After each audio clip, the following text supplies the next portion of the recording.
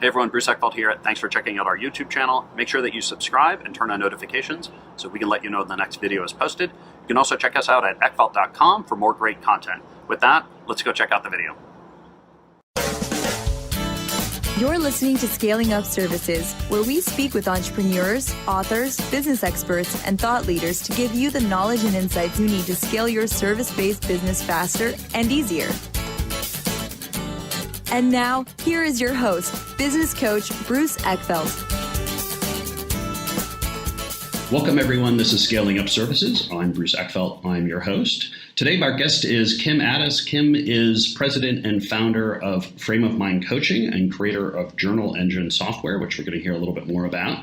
Kim has been my coach at various times in history, so just to let the audience know, Kim and I have known each other for a while, and I'm really excited to have her on the program. She's a great coach, has some great ideas, has gone through a great journey, and I'm really excited to have the conversation today. Kim, welcome to the program. Thank you. I'm super excited to have this conversation with you. I've been eager, waiting for it for a while. I know.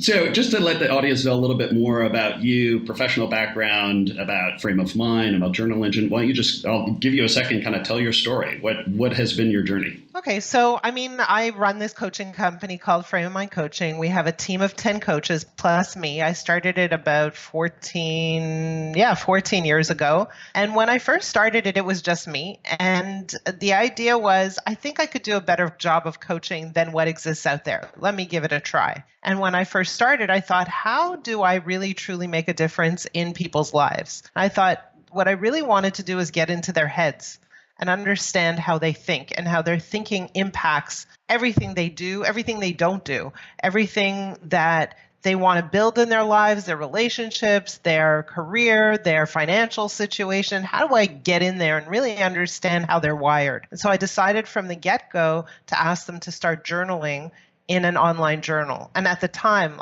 first of all, I'm not a technical person. So we use this, you've heard of Blogger. It's just a blogging software. And I didn't know how to put it together. So I had to hire someone to help me make it happen. And I started coaching people. And what I shortly realized soon thereafter is that journaling was really paramount to the impact that I could have in coaching. So I started seeing that when people write their stories, they tell you what's going on in their brains. They tell you their beliefs. They share with you their perspectives, their values. They open up in ways that I've never seen before in any other format. Yeah. The problem is after maybe, 9 months of using Blogger, I was coaching this one gentleman and his wife, who is fairly technical, hacked into his journal and read his journal. And the journal happened to mention her and say some pretty ugly things about his wife. And when he told me my wife read my journal, I had a heart attack. My heart went into my stomach and I was not feeling well that day. And I thought, this can't be. This can never happen again. And that's when I decided to build a piece of software called Journal Engine that was designed to allow people to journal in a very safe and secure, bulletproof environment. So we built this software. And again, the trigger for that was, how do we make sure that our clients and their content and their personal thoughts, dreams, whatever fears, are completely and utterly protected and safe? Yeah. So that's how the journey started. And slowly over time, we started coaching more people, more executives, more entrepreneurs, more people. And at one point, early on in the game, I coached this one gentleman. Actually, I think you know him. His name is Dave. And let me back up. I coached groups at first. Why did I coach groups? Because I thought to myself, what are we going to talk about for a whole hour? Right? If I coach a group and everyone talks for 5 minutes, then the hour will pass. And then one day I came across this guy named Dave Gorham, and he said, I want you to coach me one-on-one. And inside I was a little nervous because what are we going to talk about a whole hour now, right? But I agreed to coach him, and he was knocked off his feet. He loved it so much. He kept saying, I hate you. I hate you. And the reason he hated me was because we were really making an important impact, right? He was seeing himself in ways that he had never seen himself before. So after that, he said, I'm really interested in learning more. What's the next step? And I said, well, why don't you kind of follow me around? Why don't you co-coach some things with me? I'm still coaching groups. Why don't you coach a group with me? And what he did was he shadowed me, and basically I trained him how to coach. Because at the time, I didn't know. I was just I didn't have a system, really. I didn't know how I knew how to coach. I just knew how to coach. That makes any sense. Yep. The moment you have to teach someone how to coach is the moment you have a system. Yep. Right? Very interesting. And Yep. so he became the first component of building a system of training people how to coach. There's two pieces in there that I think are really interesting. I think let's talk about Journal Engine in a little bit, because I think that's a whole area of how you develop intellectual property. And I'm sure there's a whole story. I know there's a whole story and things we can learn there. But I think the interesting thing for me, just from a business point of view, from a strategy point of view, is this whole idea of introducing this idea of journaling. I think for you as very much as a tool to better coaching, but it also becomes a differentiator at some point, in terms of, going into this coaching market with lots and lots of different coaches.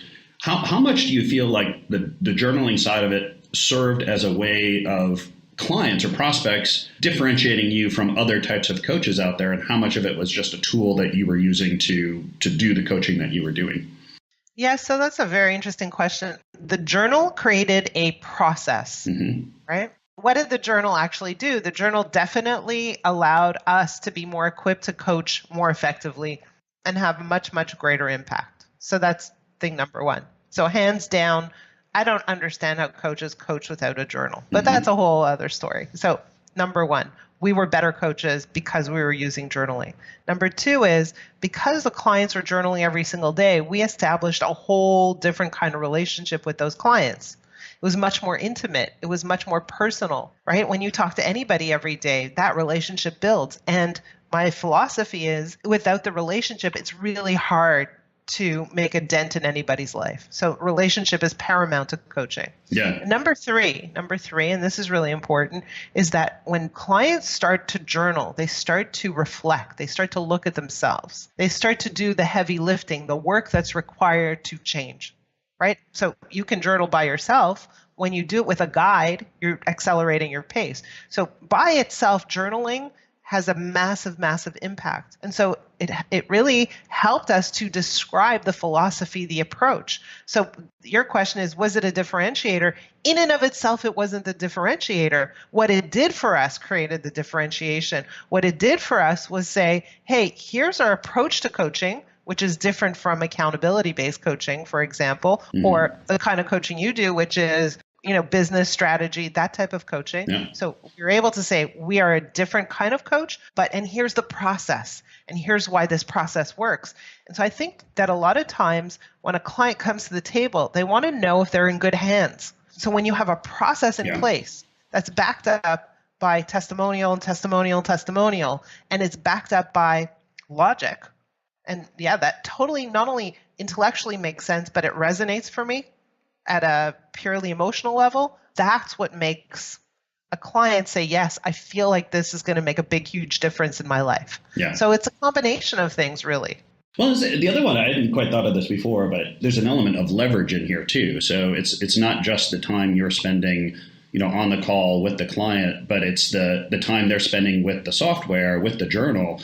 And now your impact is much broader or much more, as leverage. You have a lot more sort of essentially time with the client because they're interacting with the journal, which is essentially interacting with you in a way. So you're more present in the process without having to literally spend the time in it. So this leverage idea is quite interesting. Well, so they're spending time with you by journaling, but when your coaches are super well equipped to deal with those journals, now you have groundbreaking territory, right? Now your impact is, to me, on a whole other level. Yeah. The other thing I was curious about is to what extent did it kind of make clear to you who you really wanted to coach or who you could coach well or what, what your sort of target was? Because I think a lot of times in early businesses, particularly service businesses, there's a little bit of a chasing money problem. Like everyone's going out, just finding clients that are willing to pay, and then we'll just kind of figure out how to adopt our services to whatever they want. Did you see, or I guess at what point and in what way did you start to see, hey, these were going to be good clients, these were not so good clients, and you actually, were able to start weeding them out or filtering them through the process so that you got people that you knew you could have more impact with? Yeah, that's a great question. So I'll be honest and say it took us way too long to figure that out. Yeah. And why? Because we felt like we were impacting all the clients and we saw the impact, like it was dramatic, right? So we were like, let's just coach people. Yeah. And how would we coach people? How would we get our clients? In the early days, I'd be on every single podcast known to man. Yeah. And so those podcasts would drive leads. Those leads would turn into sales. Yeah. But we saw that there's a difference between clients. And so we started to say, who's our ideal client? Not only the client who does the work, who gets in and does the journaling and is completely committed to the process, but the client who then stands on the rooftops and shares it with everybody else. Right? The client who partners with us and understands that this is not just a short journey that they're on, this is a lifetime journey. And I don't mean from the perspective of being a client, but from the perspective of committing themselves to personal development from here on in. So it was a certain character, certain personality. What we discovered was that the best clients were those that were extremely driven. A lot of them happen to be entrepreneurs, executives, like the highly accomplished population. Yeah. And meanwhile, I was sitting on podcasts like, things about romance and love, and that had nothing to do, like those were not the clients. Yeah. So I could certainly talk about romance and love because it affects every single one of my clients, but that's not the client who's going to be fitting the category. So it took us a while to figure that out. Because I'm like, okay, it's another podcast. What's the big deal? It's, 35, 40 minutes of my time. Mm-hmm. Not a problem. But the problem came in is we're wasting so many hours sorting through all these leads that really weren't a good match. Yeah. So it took us a while. And finally, when we got there, we said, okay, we're letting all of that stuff go. All the stuff that's not a match, all the speaking engagements that are not a match, all the audiences that are not a match, goodbye. Yeah, and that's a huge realization, a huge process to go through. I mean, I think the kind of the problem is that most people think about it as, well, who can I help, rather than who can help me? Like who's the best client for me in terms of the growth of the business, not just who can I be of service to. And it's a shift. It's a shift in a way of thinking that at some level you need to be able to get the business going to a certain point where you can start even asking the question. But once you do, it really does change things, and it changes where you spend your time. Where do you invest? Where do you fish? Like what places do you know have a high concentration of your ideal customer, and how do I continue to focus on those areas? Yeah, it's a very important thing. And for us, one of the determining factors was when we coach leaders, there's a trickle down effect. Right? So they're like, oh my God, you need to coach my wife, or oh my God, you need to coach 10 of my people underneath. Mm-hmm. And while that's lucrative financially, it also has an impact in the world, which excites me. Yeah. Right? That turns me on. Yeah. So the idea that if we can coach one person who has influence and impact, even if we don't coach anybody else, but that person, he or she becomes a better parent, I'm a happy person. Yeah, it's really kind of what does that client end up doing for you and for your purpose, for the bigger impact you want to have on the world. It's interesting, actually, when I do a kind of a customer journey map with clients, and a lot of those times they kind of end at, okay, successful engagement. One of the things I do is we extend it out to, advocate and promoter for the company. And so we got to actually think longer than just, I won the account, to what does it take to get me to the point where they become my biggest advocate and they're actually a lead generator for me. And when you start looking at that level, you can have a lot of other filters that come into play and questions that come up in terms of who do we really want to put in that funnel? Because it goes to your point, is that ultimately they become the vehicles by which you're going to get more clients and by which you're going to have impact in the world. Right. Like, look at you as a client. You are a great advocate. Like, I'm one of the best advocates I've ever encountered. Yeah. And to your point is that finding the people that not only are going to do the work, but have, kind of are highly successful, but are still driven and still motivated and want to continue to change. I think that's certainly in the people that I've referred and the people that I know that have done well in the program, have that kind of mentality. And it is a very particular type of person. And to your point, you could help a lot of people. There's a lot of people out there with challenges and things they're trying to achieve that you could have a lot of impact with, but are they going to really serve you well? Given the limited time and energy you have, to serve X number of people, how do you make that concentration very high? Right. Yeah. And the other part of it is just pure messaging, right? So like, how do you determine or express what you do when you're diluted? It's very difficult. Yeah. Right. So then you end up doing not enough for nobody in particular. Yeah. So you need to get concentrated so that not only your revenue grows and your business grows, so that your impact grows, and so that you're truly clear about what you do and who you serve. Yeah. Are there anything, I'm just kind of curious to help the listeners that are kind of in this mode of, hey, I've got a decent business. I'm working with lots of different people, but I kind of feel the need to concentrate or to kind of be more targeted in who I serve. And any particular questions or things that you discovered during that process, insights that would help them kind of figure out, given their list of clients, who would they start to look at, or how would they look at their current client base and identify the ones that really should have focus and really can be the key clients for the next generation of their business? Yeah, if you look at your list of clients, you look at, who is the best client, who, in other words, who pays the best, who responds the best, we're in the service business. Yep. So who does the work, who Yep. engages the most, who's most present, who journals for me, right? So who's there, who's interacting the most, who's the most responsive, and then who's the most lucrative, Yeah. right? Which one makes sense for you to spend more time with? Yeah. Who's the most fun? Who are you growing from? Like for me, I want to spend time with the highly driven population. Why? Because that's who's fun for me. That's who I want to learn from as well. And so all those components add up to say, who do I want to spend time with in this world? And who out there is easy to spend time with? Who's it fun to spend time with? Who is adding to my business rather than draining from my business? So, those are some of the questions you want to ask. Yeah. And I like that kind of the energy flow analysis. I think it's something people don't think about. But yeah, when you finish a conversation or when you finish a meeting or when you finish a program with them, where are you? Are you drained and need to recover and, kind of have to put the wheels back on the cart? Or are you ready to get out there and do more? Can't wait to do the next one? I think it's a good indicator. I think people don't focus enough on kind of their internal energy states in terms of what does success look like here. So I think it's critical. I remember, again, Dave was he was my first one-on-one client. Yeah. And I remember getting off the phone going, man, I'm an awesome coach, right? Good. Those interactions told me I'm on the right path. Yeah. Right?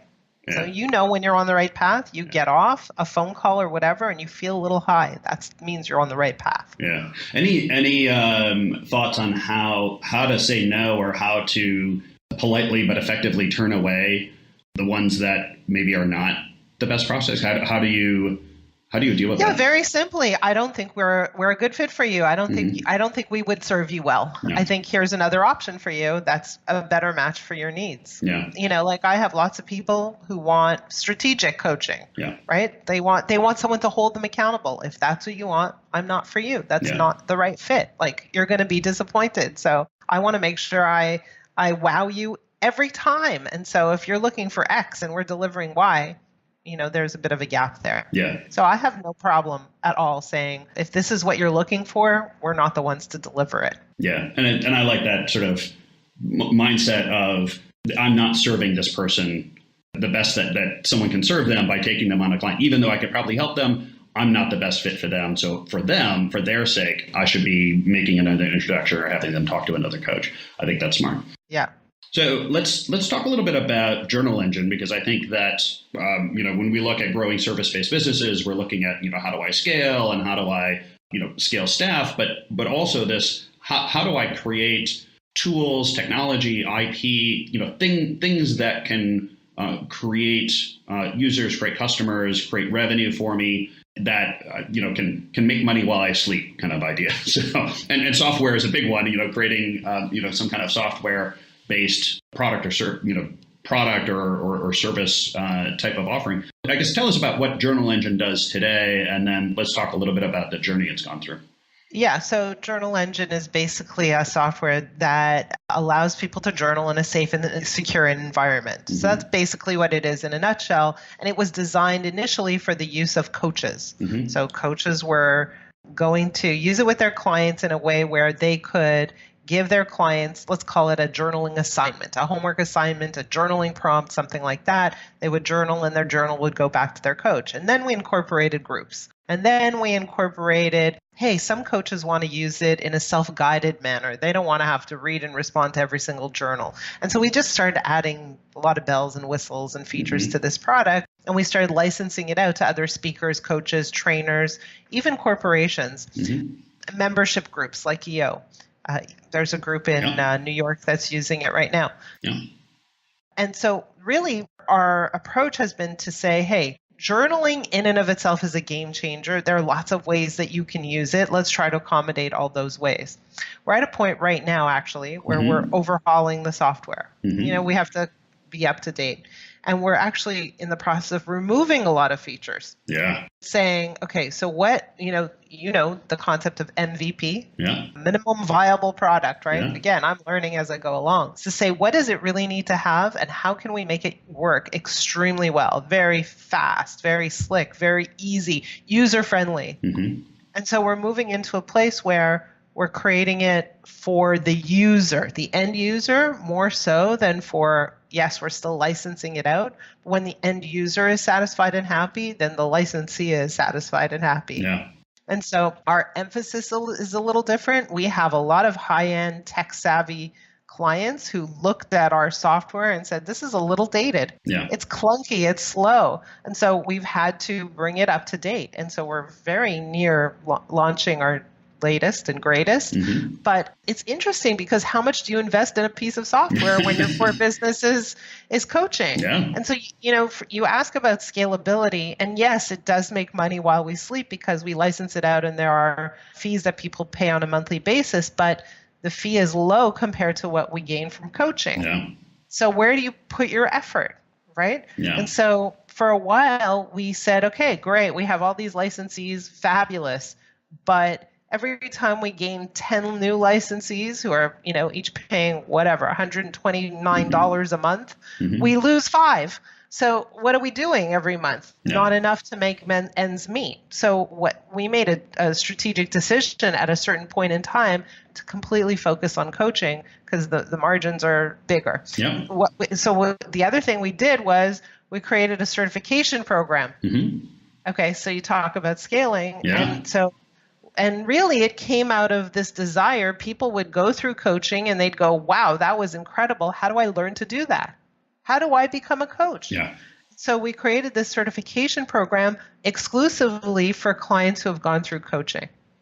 Yeah. So we have a whole bunch of certified people out there in the world. Some of them we pluck and keep for ourselves as frame of mind coaches. The rest we send back into the world to build their own coaching companies or to become better leaders in their organizations. They just want to learn the frame of mind coaching method. So now there's something interesting going on. There's a revenue stream coming in from certification, right? Yep. And then now that we have extra coaches, I don't have to do all the coaching. Yep. So we have a team of coaches. So now my job is, how do we get them clients?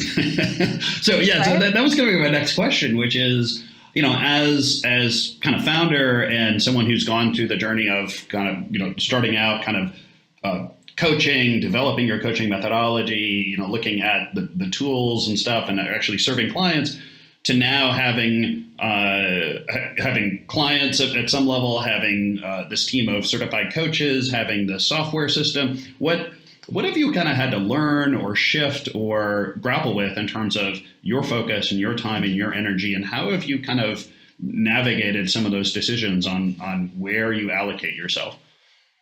Yeah. So what I discovered is that if I could get someone to replace myself, that's the best thing to do. So that I'm always at all times looking to replace myself so that I can create space and time and energy really to go and focus on the next thing, on elevating the company, on solving the next problem. But if I am kind of bound up with things that someone else can do, it's not a good use of my time at all. Yeah. So over time, we've created more and more, we found more and more people who can replace me. Yeah. Right. Where do you any thoughts on where you have found them, or have you seen a pattern or a source that has been particularly good? Well, again, we have a team of coaches, so they've gone through coaching. Great. Now I have a series of classes I teach. One is in person, one is online, and I can see how they perform. So for me, my coaching standards are extremely high, but I can see how they're doing, how they're learning, how they're picking up the concepts, how they coach others, how it comes to them either naturally or it maybe doesn't come to them at all. And so because I'm witnessing their performance, I can choose strategically on the coaching side of the equation. There are other equations where we failed, right? Like how do you hire even a junior person who can create content? I've hired many who have failed. Yep. Right? So how do we do that? And content creation is tough. Very tough, because you want them to speak in your voice and et cetera. So now we've created a new system where the content that's created comes from a lot of our podcasts. Yeah. So it's not, they don't have to create anything. It's my content anyways. Yeah. They just have to produce it in some kind of usable format. Yeah. Right? So it's always about creating systems that work, that make life easier for everybody.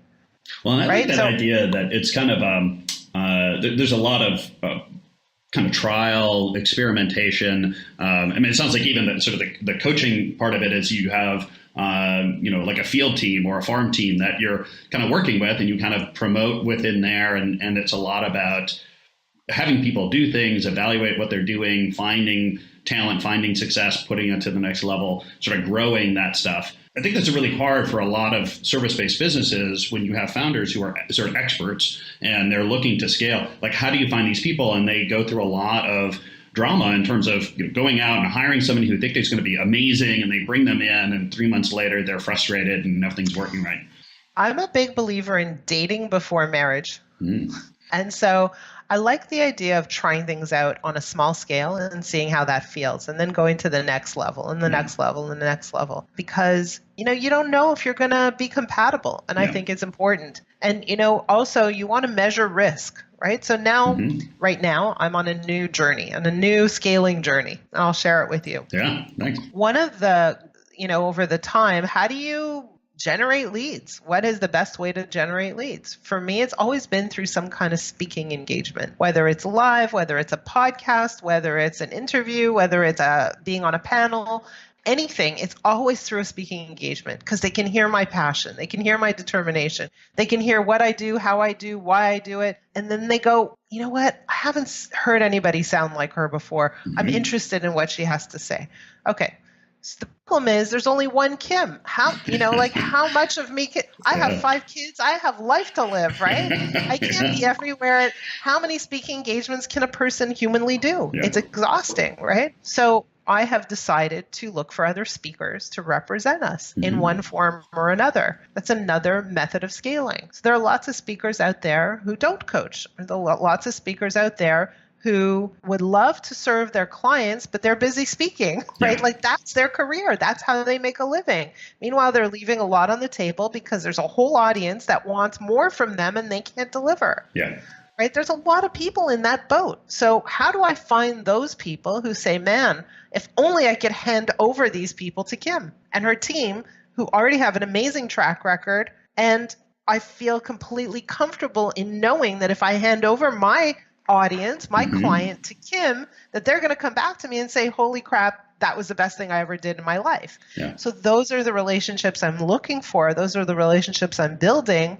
That's another way to scale. So again, I'm trying to replace myself. Yeah, and that's an interesting one, because I think that, and I've seen, many kind of businesses get to this point where the business is very much based on the kind of the identity, the personality of the founder and their kind of vision and position. And as they shift to having to create a team around them of leaders, they need to retain the important parts of that, but also let a certain amount of that shift as you bring in on new leadership. And I think at some level, there's a bit of an identity, transition that you go through, and figuring out, okay, look, there's something here that's bigger than me personally that I need to figure out how to leverage and share with others and communicate that effectively while not getting too caught up in the ego side of it. And I think it's an interesting and important transition, some of which not everyone makes, but I think if you can do it successfully, there's a lot of power in that and strength to the business ultimately. Right. And to be honest, I'm getting a bit older, and you kind of go, hey, I only have so much human capacity. I have more desire than I have capacity. So how do I fill my desire with someone else's capacity?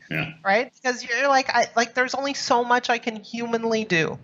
So, but how do I do more with the resources in front of me? Yeah, it's a good question, and I think it's a very noble kind of journey and challenge to grapple with, because it's kind of that existential, like, what's bigger than me, and how do I make this thing bigger than just me personally? So, kudos for you for getting to that point and grappling with it. And I'm sure you're going to be successful, but I'm curious to see how it all plays out. I'll let you know. Yeah, we're at about time here. If people want to find out more information about you, about Frame of Mind, about Journal Engine, what's the best way to contact you and get more info? So best thing to do is to come to our website, frameofmindcoaching.com. And on there's an opportunity to sign up for a complimentary coaching call. You start off by filling in an assessment. So do it. Why? Because when you can talk to someone who really looks at how you think and how your thinking impacts you, that conversation alone is a game changer. So, I can't emphasize that enough. You don't have to go on and do coaching, but just do that call. It'll make a big difference for you. So that's the best way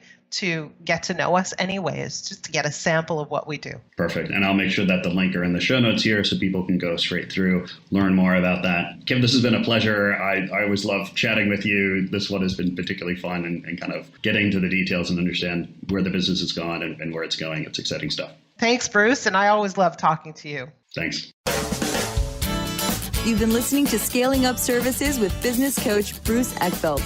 To find a full list of podcast episodes, download the tools and worksheets, and access other great content, visit the website at scalingupservices.com. And don't forget to sign up for the free newsletter at scalingupservices.com/newsletter.